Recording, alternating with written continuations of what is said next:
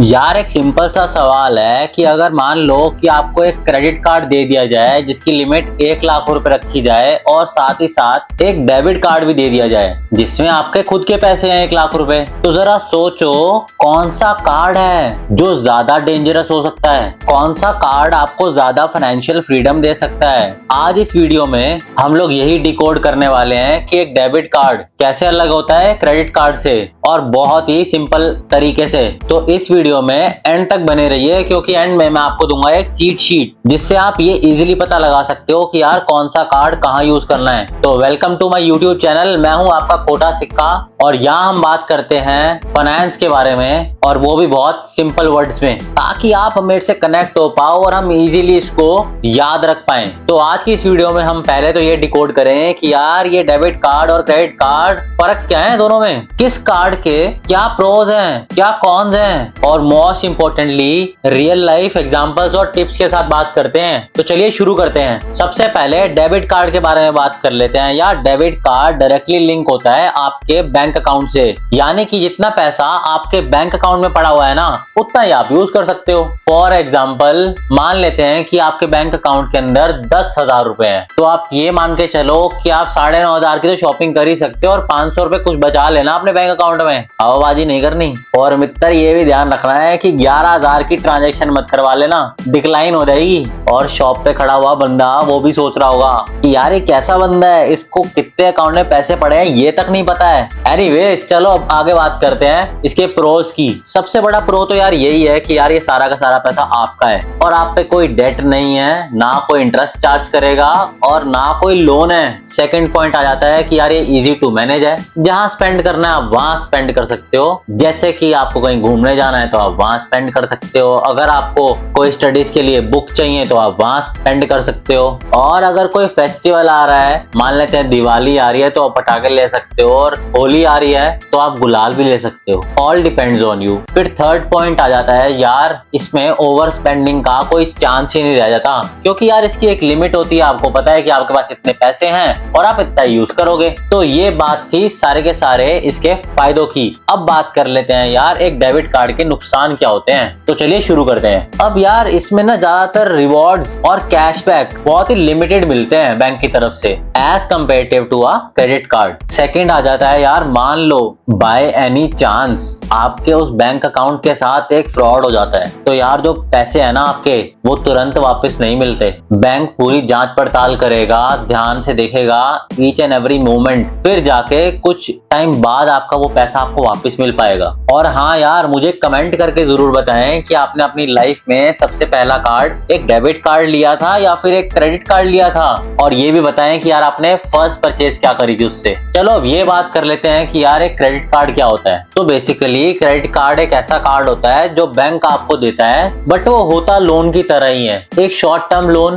आप बैंक के पैसे पे शॉपिंग भी कर सकते हो, घूम फिर भी आ सकते हो, फेस्टिवल्स पे गिफ्ट्स भी ले सकते हो, पर ये आपको बाद में रीपे करने होंगे। इसकी एक सर्टेन लिमिट होती है जब आपको इसको रीपे करना है, और ये लिमिट 1 महीने हो सकती है, एंड मंथ एंड में आपको इसको पैसे वापस करने पड़ेंगे, नहीं तो आप पे हाई इंटरेस्ट चार्ज होने लगता है, दैट गोज अप टू 30%। अब इसको एग्जांपल से समझ लेते हैं कि यार बैंक ने आपको मान लेते हैं 50,000 के एक लिमिट की क्रेडिट कार्ड इशू करा, तो आप ना 50,000 तक का इसमें शॉप कर सकते हो उस मंथ में। फिर चाहे आपके पर्सनल सेविंग अकाउंट के अंदर पैसा हो या ना हो, उससे इसका कोई रिलेशन नहीं है, बट ये हमें नेक्स्ट बिलिंग साइकिल में पे करना होगा। तो चलो अब इसके प्रोज की बात कर लेते हैं। तो यार कई बार ना इसमें कैशबैक्स बहुत सारे मिलते रहते हैं, कई रिवॉर्ड्स पॉइंट भी मिलते रहते हैं, और इसका ज्यादातर आप फायदा उठा सकते हो अगर आप कोई नेक्स्ट शॉपिंग करने वाले हो या फिर कोई ट्रैवल बुकिंग भी करने वाले हो। अब नेक्स्ट आ जाता है कि यार इसमें ईएमआई की फैसिलिटी है, तो यार ये बहुत फ्लेक्सिबल हुआ आपके लिए। लेट्स से कि आपने क्रेडिट कार्ड ले लिया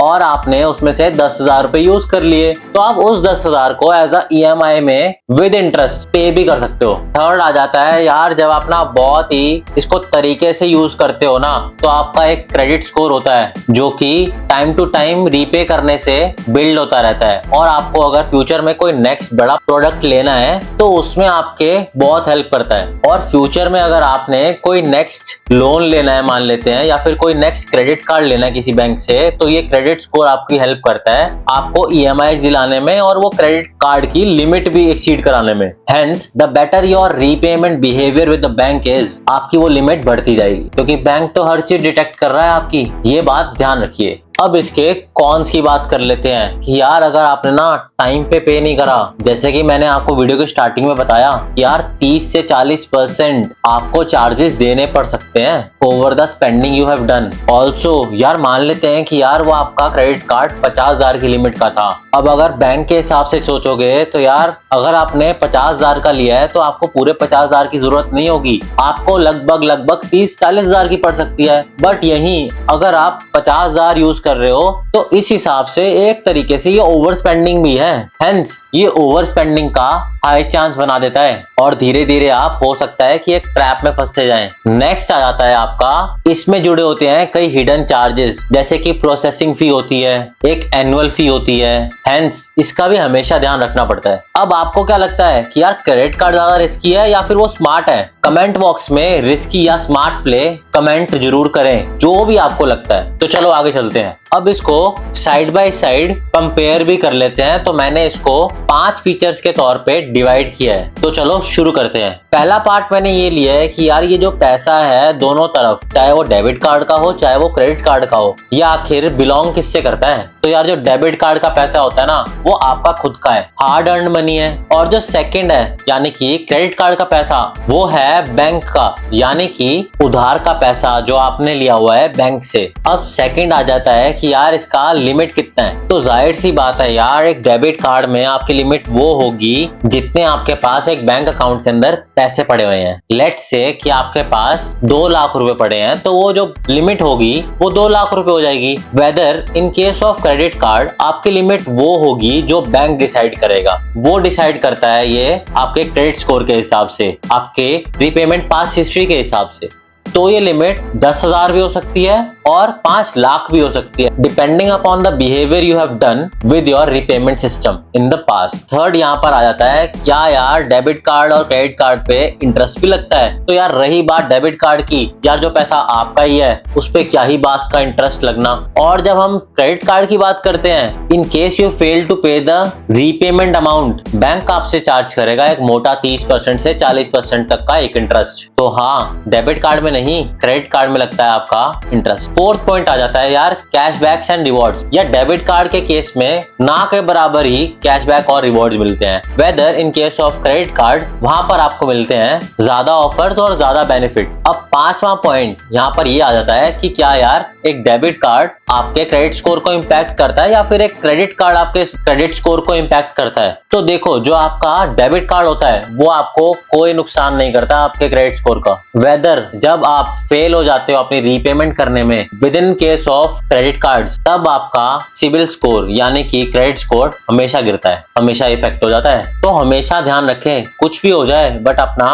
रीपेमेंट सिस्टम हमेशा ट्रैक पे रखो। तो चलो आपने ये तो समझ लिया कि यार इसके फायदे क्या हैं, इसके नुकसान क्या हैं। अब ये भी देख लेते हैं कि यार आपको किस सिचुएशन में कौन सा कार्ड यूज करना चाहिए। अब सोच के देखो यार, जो एक डेबिट कार्ड होता है ना, वो एक प्रीपेड सिम की तरह होता है। जितना पैसा आपके बैंक अकाउंट में है उतना आप यूज कर सकते हो, और क्रेडिट कार्ड एक पोस्टपेड सिम के हिसाब से, यानी कि बाद में बिल तो भरना ही पड़ेगा। अगर तो आप रिस्पॉन्सिबल पर्सन हो, क्रेडिट कार्ड आपके लिए एक पावरफुल टूल है, लेकिन अगर आप डिसिप्लिन नहीं हो तो क्रेडिट कार्ड आपके लिए एक डेट ट्रैप का काम करेगा और आप फंसते जाओगे। देखो यार, दोनों ही कार्ड्स के फायदे हैं और रिस्क भी हैं, लेकिन आपको ये समझना होगा कि आप किस सिचुएशन में हो। अब जो एक डेबिट कार्ड होता है वो आप डेली यूज में कर सकते हो, दिन भर की छोटी छोटी ट्रांजैक्शंस के लिए। मान लेते हैं आपको कोई ग्रोसरी लेने जाना है तो आप डेबिट कार्ड यूज कर सकते हो। सेकंड, आप इसको तब भी यूज कर सकते हो जब आपको एकदम बजटिंग ट्रैक पे रखनी है, एकदम स्ट्रिक्ट। और एक डेबिट कार्ड ना हमेशा न्यू यूजर के लिए सेफ होता है, एक सेफ ऑप्शन की तरह बिहेव करता है। अब इसी के साथ साथ ये बात कर लेते हैं यार कि हमें क्रेडिट कार्ड कब कब यूज करना चाहिए। तो यहाँ सबसे पहले ये आ जाता है, जब आपको कोई भी ऑनलाइन शॉपिंग करनी है तो आपको एक क्रेडिट कार्ड यूज करना चाहिए, क्योंकि आपको वहां से मिलते हैं कैशबैक्स एंड रिवॉर्ड्स। सेकंड, जब भी आप कोई ट्रैवल बुकिंग कर रहे हो आपने घूमने फिरने के लिए, तब भी आपको एक क्रेडिट कार्ड यूज करना चाहिए। ऑल्सो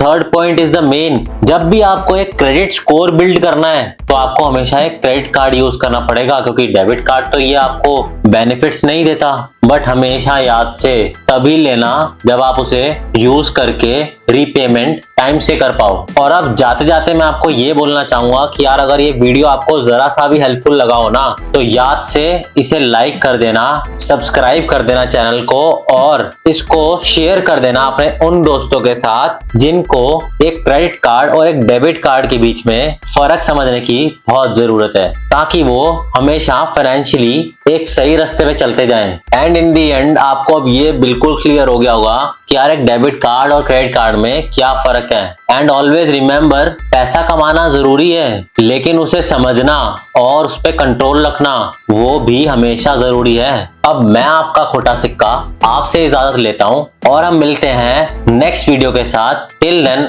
मैं आपका खोटा सिक्का साइनिंग ऑफ।